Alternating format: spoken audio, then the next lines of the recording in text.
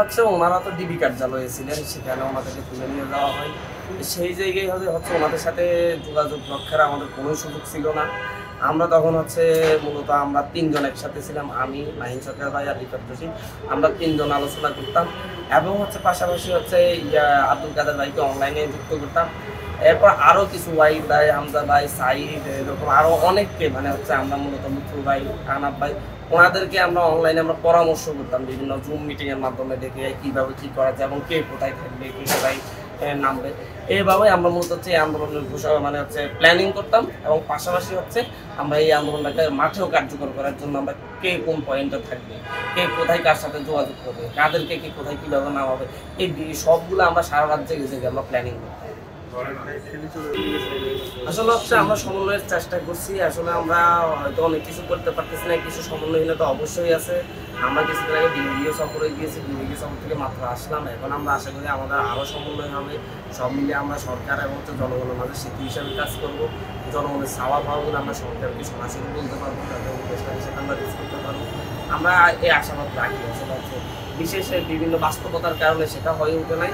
তো এই দেশের মানুষ জীবন দিতে রাস্তায় নেমে এসেছে এবং আমাদের দেখানো স্বপ্ন বাস্তবায়নের জন্যই মানুষ জীবন দিয়ে রক্ত জড়িয়ে এই কাছে সরকারের পতন ঘটিয়েছে। কারণ আমাদের কাছে মানুষের চাওয়া অনেক বেশিই থাকবে বিষয়ে।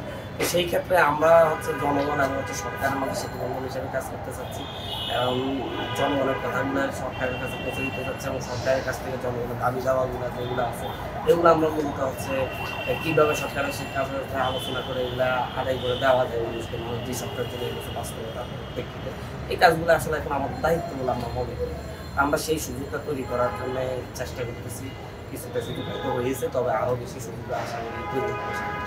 এই হাসিনা সরকার যেহেতু প্রায় ১৫০-২০০ জনকে হত্যা করে ফেলেছে, সেহেতু তাকে যদি ক্ষমতায় থাকতে হয় তাহলে আমাদেরকে হত্যা করে থাকতে হবে।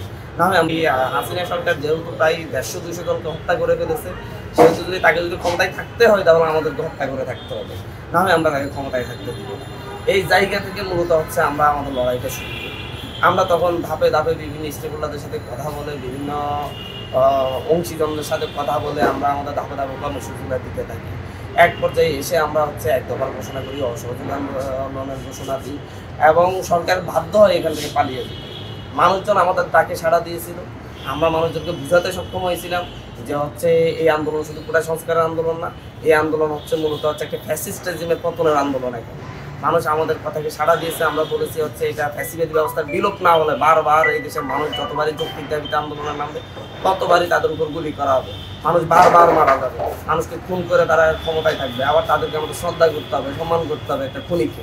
এই জায়গা থেকে মানুষকে আমরা বুঝাতে সক্ষম হয়েছি যে আসলে এই জায়গা থাকা যাবে না।